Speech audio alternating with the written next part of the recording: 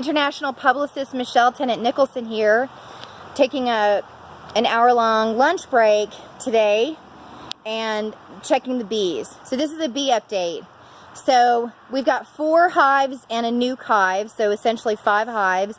We're new beekeepers, and our hive number 1 is boiling over with bees. We have 2 supers on it, excuse me, 2 brood boxes and a queen excluder and a super. And I went to check it today because my husband is sort of apprehensive about hive 1 because they're so mean. So I did a fatal mistake that I didn't realize I had done till after it was done.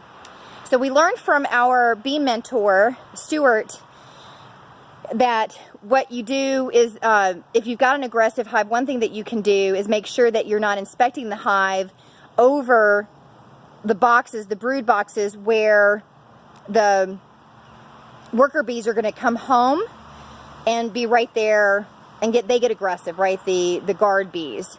So it's better to inspect your hive when you just have the nurse bees. And one way to do that is to separate the brood boxes from the place where the hive usually stands, and then the worker bees are coming back, and you just put a few brood frames in an empty, and then those worker bees are coming back, and then all the worker bees are in that empty area where you're working over with just where the nurse bees are.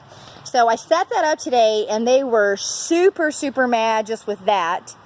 And I had a little hole in my my bee suit, and they found it and they stung me. So I went ahead and let them kind of chillax. I went inside. I sewed that hole, and then my bee mentor called me back, and I walked outside. By the way, I make sure you take your bee suit off outside, because I took it off inside and let a bee in the house, and then had to catch that. But anyway, my bee mentor called back, and I noticed that it had just rained. Like literally, it was a sunshiny day like it is right now, and then while I was sewing that hole, it rained. So he explained to me that the reason they were probably so aggressive today is that they can feel that pressure, that the atmosphere change, and that's probably why they were freaking out on me.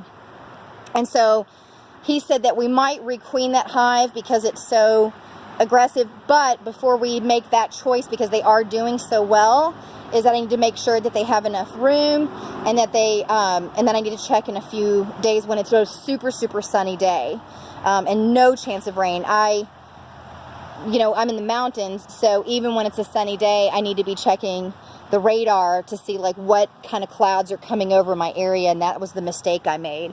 So hopefully you can learn from my mistake. We have ups and downs this new year, this first year of beekeeping, and we're learning a lot. The other thing that we learned from our bee mentor recently is the type of smoker that we're using, or the type of fuel that we're putting in the smoker. My brother, 30 years ago with my uncles used to use burlap, but there's all kinds of different chemicals and so forth on different materials now. So my bee mentor recommended paper. So we have, let me see if I can't pull some of this out and show you. I'm just opening this bag. I'm just going to show you. These are, it's paper. Look how it comes. Right, so I break that apart, and he just gave it to me. He buys it in bulk, and then just, I don't know if I can get there. Let me just get another soft part.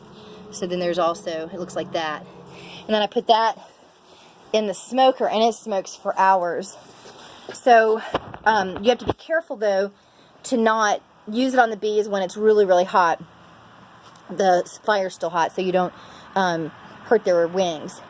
Anyway, I've still got a few bees mad at me today, so I made a mistake of breaking down the hive right before it was going to rain. They knew it, I didn't, so my bad.